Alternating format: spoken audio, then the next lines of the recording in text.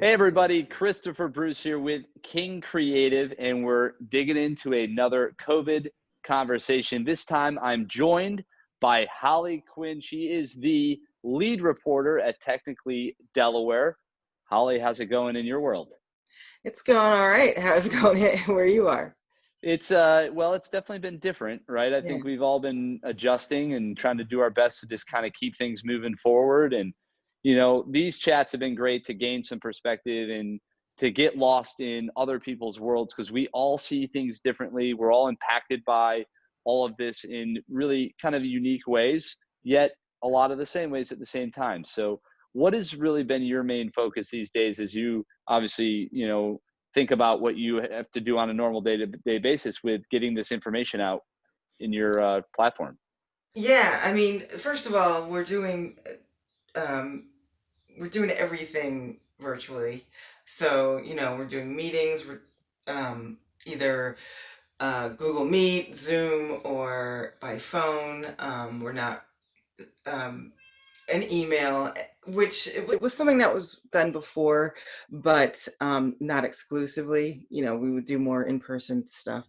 Um, but as far as like what we're focusing on, I think the big things as far as our coverage, there's so much um, because we cover a lot of businesses, so it's, the payment protection program has been a really big topic.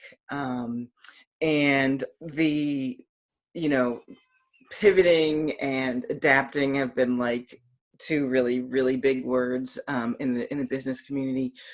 Um, Everybody is trying to figure out how to do what they're doing in a more effective way under the circumstances and to survive and, hopefully ideally for a lot of startups thrive. So that's been a big thing. Cybersecurity has been a big thing. We've done several things on that.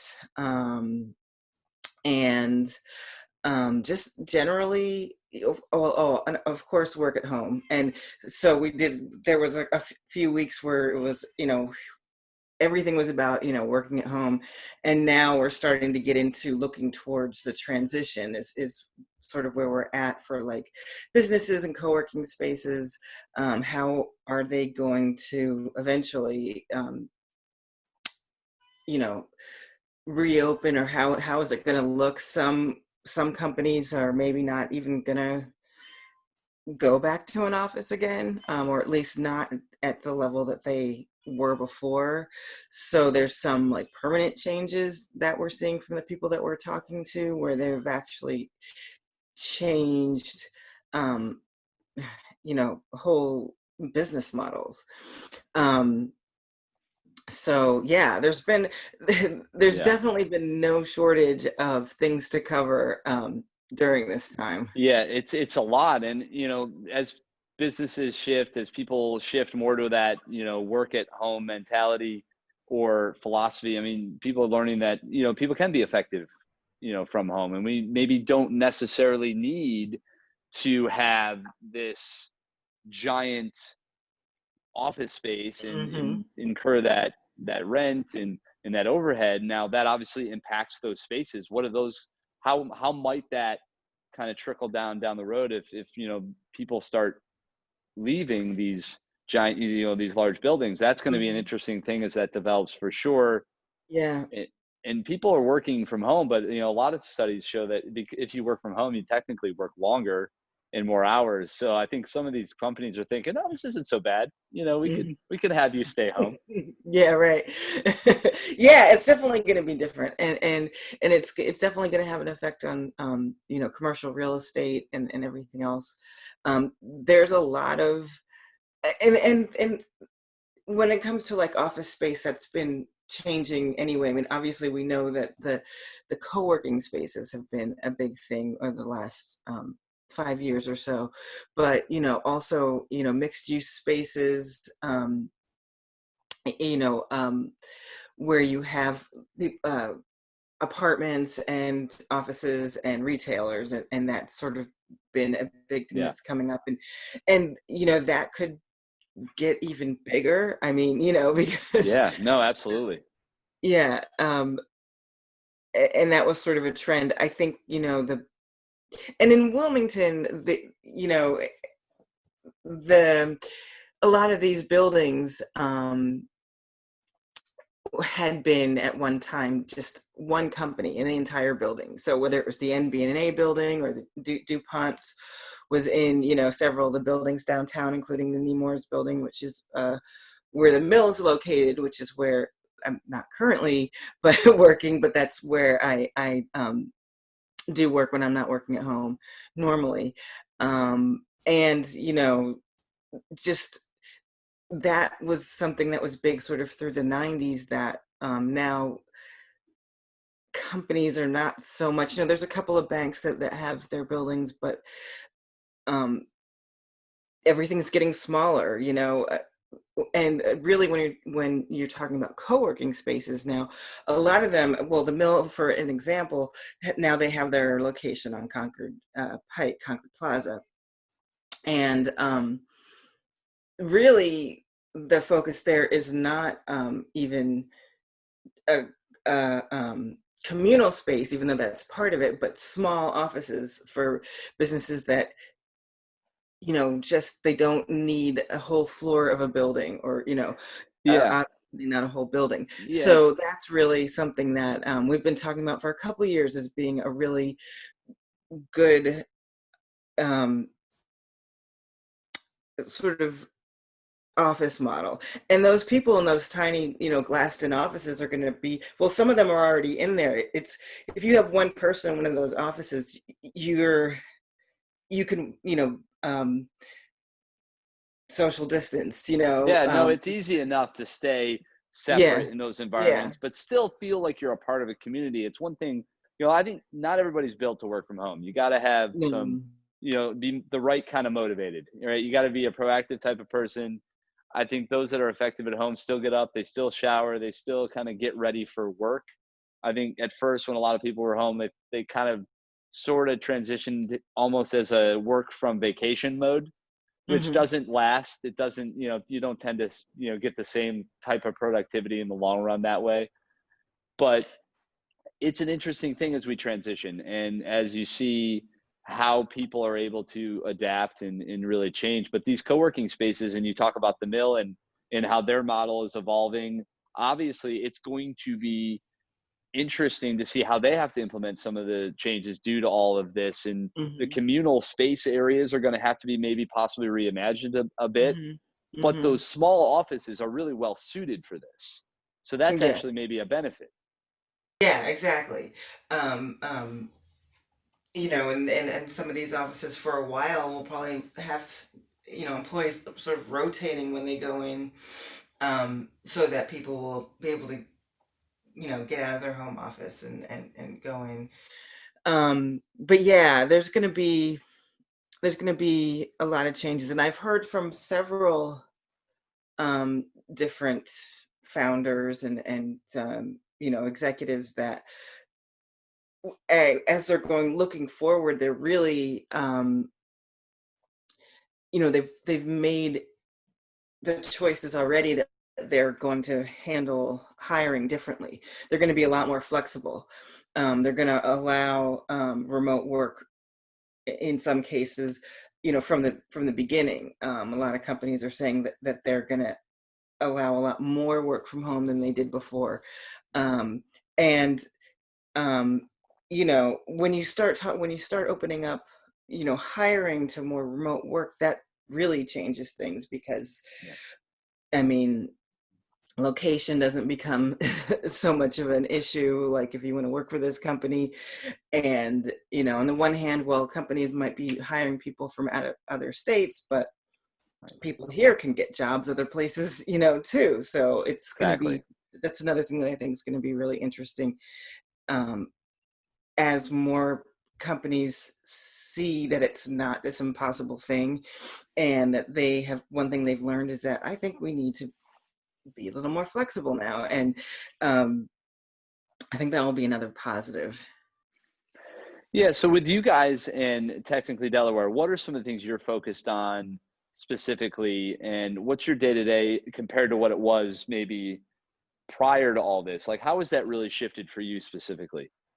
Um, so for for me specifically, it hasn't changed super dramatically because I've always been remote. So our headquarters is in Philadelphia, and so the employees who work in Philadelphia, they would come in 5 days a week, and they would all. It was very like team oriented. I mean, the company is very team oriented, but then we have our the other markets, which is Delaware, and then we also have Baltimore and DC, and we all work remotely, either through, or I guess a combination of co-working spaces and work from home. So, for me, the biggest difference is, um, first of all, that I am not going into the mill ever, like at all right now. And then the second is um, Yeah. that I'm not going out. And this is, we're getting to a transitional period, but we're not, going out, everything from press conferences, everything is online. And the type of news that we cover, which is startups, business, and things like that, can be done remotely. So Right. not going in, there's no ribbon cuttings, there's no, um, you Yeah, know, no, it's true. things like that. And for face-to-face interviews, I mean, um, there's times when it's good to be able to be there and like see, whatever the setup is, and we'll be getting back to that. But Hmm. um, mostly everything is just, done digitally now. And but for the company as a whole, the work from home has been a big change for like overall for the company.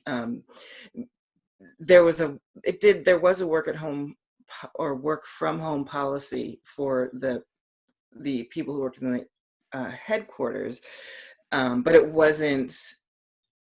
Um, it was like you would apply and you would a day or so here and there. It wasn't like weeks at a time or anything like that. Right. So that's a big change, and I don't know really how that policy is going to change. Again, for me, it's not going to be a big change because I've always been remote anyway. But it has been different, and more meetings, more like Zoom meetings. Yeah, I mean, seriously, how many Zoom calls do you have on your calendar today? Just two, but sometimes it can be, well, and phone calls, Yes. and phone calls sometimes, Zoom can be a lot sometimes. Like, like sometimes you need to sort of break it up, and I don't mind doing phone calls also, but um um yeah. So yeah, now there's always a lot of Zoom calls. We have more calls. So our editorial team, I think the first couple of weeks when it was company wide work from home, we were meeting every day for like an hour every morning, which was not the norm. We would have one editorial meeting a week, and now we've gone back. We meet Monday mornings, and we usually have one or two in the afternoon for the rest of the week. But there was a while where it was really, and for that was really more than anything, was kind of a mental health check, like in the beginning. I feel like a lot of us are, I've heard a lot of people say they feel like they've been working more than ever because they've been racing from one Zoom to the next and having to Yeah, change a little bit of the way that they're doing things. And part of that's yeah. just because it's different and you're Hmm. used to what you're used to. So change feels like it's a little bit more of a, laborious. But I think as we get used to this, it becomes more fluid. So we'll see how that all evolves. But Hmm. yeah. Yeah, yeah, and right. I mean, at first we were meeting very regularly. Um, and it was just as much just sort of to check in on each other, and especially in the beginning. I think now that everyone's more into a routine, and there's less of the sort of, in the beginning everyone was really sort of um, just freaked out, and so there was a lot of checking in the morning just on people's general mental health. um so now that's less, I think. Obviously, if someone needs it, there's always Yeah. availability to talk, and we're always on Slack also. That's always been a thing. But yeah, so we went from, I think, every morning for a couple of weeks to a couple times a week. But I think with Zoom, it can be really draining if you have nothing but back to back all day. Like, there does need to be um, breaks from that. It can be extremely Yeah, no, we draining. all need mental breaks and Yeah, pauses and like yeah, a chance to just catch your breath. That is yeah, really important and something that, in a normal office environment, you tend to get that because, you have a meeting, but then you have some time in between. But now it's like, boom, you're scheduling them literally back to back to back. And that's exhausting. yeah, yeah, yeah, definitely. And I try to avoid scheduling my calendar where there's back to back things like that. I mean, because I have to, write articles, so I can't be on Zoom all day anyway. But try to always, break it up. And but I can't really do that. s- So, but I mean, I would still say you gotta try and take some breaks. And, you know, again, like, I think, when you had said before about people are working more, like, just keeping your hours and turning everything off at whatever time you usually do, 5 o'clock, whether that's, whatever time. Yeah, you got Because to try. it's really easy to, No, I'll find myself, it'll be 6:30 and I'll be like, like, okay, like, I just have to I have to stop, and I have to figure out my day better tomorrow. yeah, I'm guilty for it So as I'm well. not And, doing. my wife and I just had our first, child. So she's Okay. No. 6 weeks old Oh, and congratulations. Oh, beautiful, beautiful congratulations. little Wow. pandemic baby. Wow. No, thank you. She's awesome. And getting in that routine and really kind of Wow. adjusting to that on Oh. top of all this other stuff, it's like, Yeah. Yeah, you know, that's wild. it's Yeah, that's wild. yeah, it's interesting. Yeah. But and Yeah. I Yeah. always I joke can she's only gonna have imagine. no Yeah. idea any of this stuff happened, and we'll be telling her, and she'll like, "What are you talking Yeah. about?" Yeah. Yeah. So let's Yeah. just hope it, is something that is able to be put behind us in Yeah. that way, Yeah. so that it isn't such a big deal, when she's ready to, be aware of it. That would be a great thing for Mhm. all of us to achieve, I think. So Yeah. hopeful for that. Yeah. So what is the future for you guys, and what do you think this looks like for all of us moving forward into the fall and beyond as we continue to adjust? Uh, I think that it's going to be not too different than right now, at least for this summer. I mean, as far as working from home, reducing, contact, I think that, in some cases we might do some coverage things, outside the house, but it will be, definitely there's all the social distancing protocols and everything, and I don't think that that's going to change in Hmm. Delaware. I mean, I don't think that's going to change significantly before the fall. I mean, I don't think that until, there's a vaccine, I don't think there's going to be things back to normal. Well, yeah, what's normal anyway, right? I Yeah, mean, right. that's a whole thing. But you Yeah, I know, mean, I think it's going to be, I mean, probably, definitely, I personally think definitely through the summer. I don't think the fall is going to be significantly different, but I think that one thing that's going to happen over that time is that things are going to adjust a lot, for a lot of businesses, to where it can start to be sustainable with the limits, um, and figure out how to make money, um, either in new ways or just adjusting the way that, the current models to make that happen. And so, I think it's definitely smart for businesses to not be waiting for everything to be over to start Hmm. having coming No, back I in. think if you're sitting here just waiting for it to all stop and to just kick back in, then you're going to find yourself in a very tough position Yeah. and really behind, I think, in a lot of ways that might make it hard for you to really get through it. And Yeah, I you've got to agree. be proactive right now. I think you got to Hmm. take some really important steps and think outside of your normal flow and get creative how you can adapt what you're doing to what's going on. Hmm. And you just have to, you got to start to be creative. And you guys, obviously, and that's a big thing with the innovation and a lot of these startups and people that you guys talk to all the time. The reason why they're having any real success is through that creativity and that innovation. And I would challenge all of us to really just push ourselves to take in what's happening, to really take a couple steps back, regain perspective, and apply what you have to what's current and find a way forward. And that's an important piece, I think, for all of us. And there's a way to do it, and everybody can adjust. You just got to be willing to adapt. Hmm. Yeah, yeah, absolutely.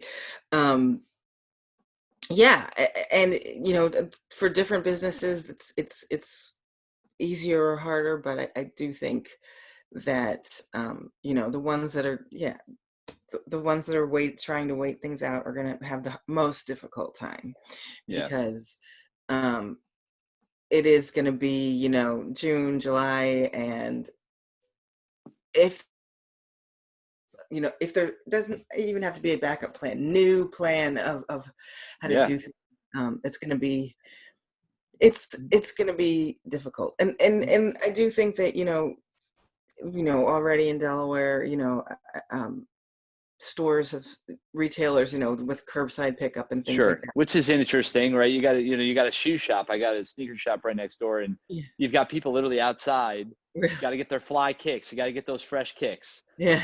And, you can't wait Yeah. I anymore. They've mean, been waiting for too long.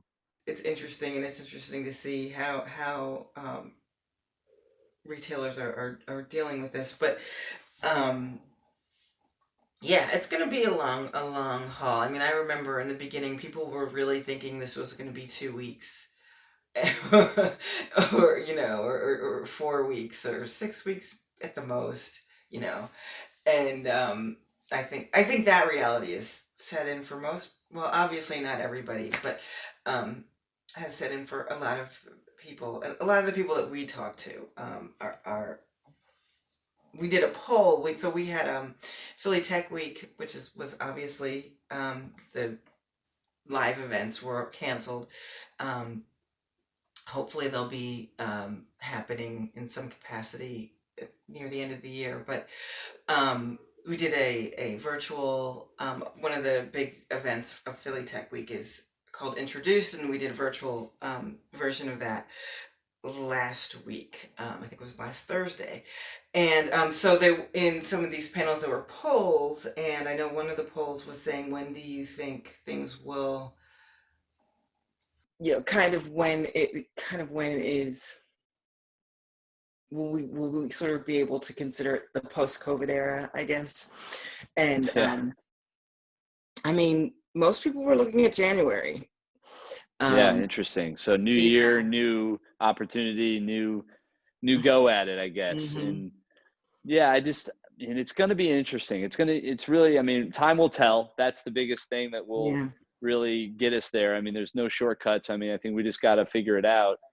But again, and we're running a little short on time, for Hmm. this, but lots to talk about, lots to consider. And I think one of the things, and it struck me when we were talking about this, waiting, and if you do wait, you're going to be in a tough spot. But I kind of think about it this way: for those that are in this bunker mentality and are just getting into the basement, battening the hatches and closing the doors, when they open that finally and walk outside and look around, this is going to be a different world that they're not going to recognize. And Yeah.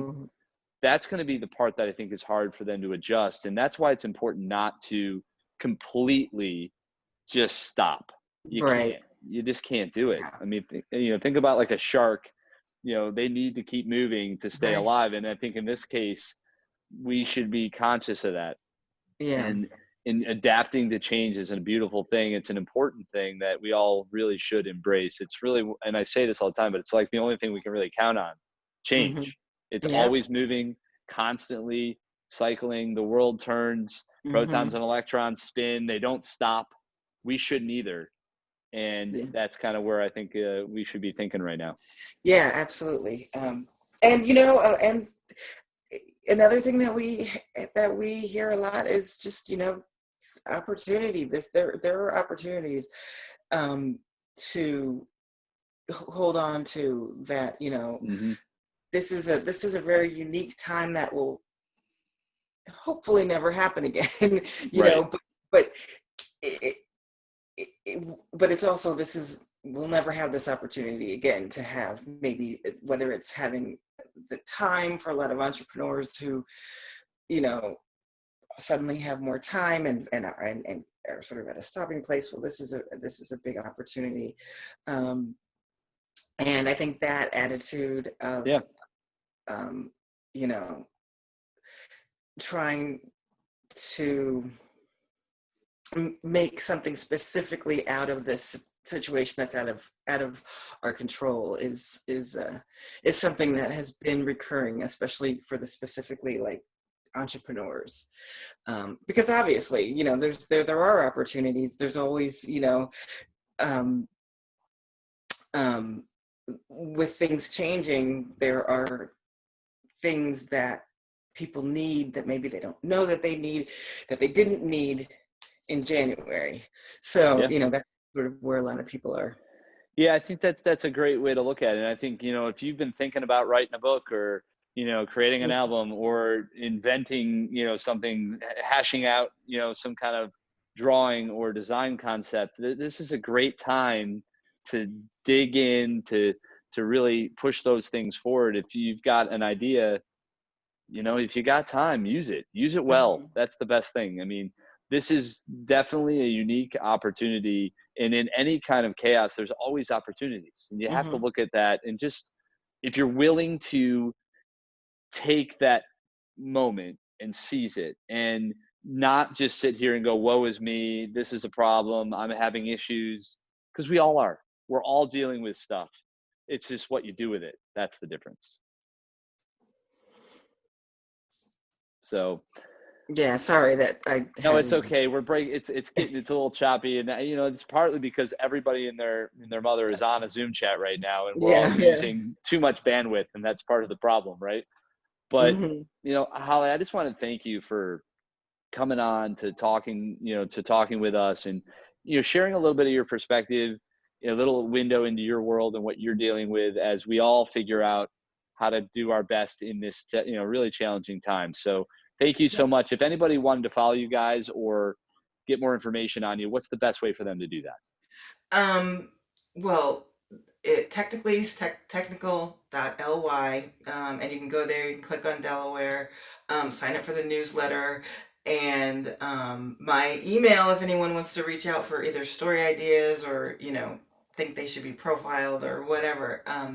My email is holly at technical.ly. All right. Well, very good. That's awesome. So you guys make sure you follow Holly and everything they've got going on over there at Technically Delaware and the whole Technically family of, you know, chapters, with Philadelphia, DC, Baltimore, and all that. There's a lot of good stuff going on there. Well, Holly, thank you so much for coming on this episode and sharing your world and your perspective as it relates to Technically Delaware. Thanks for having me.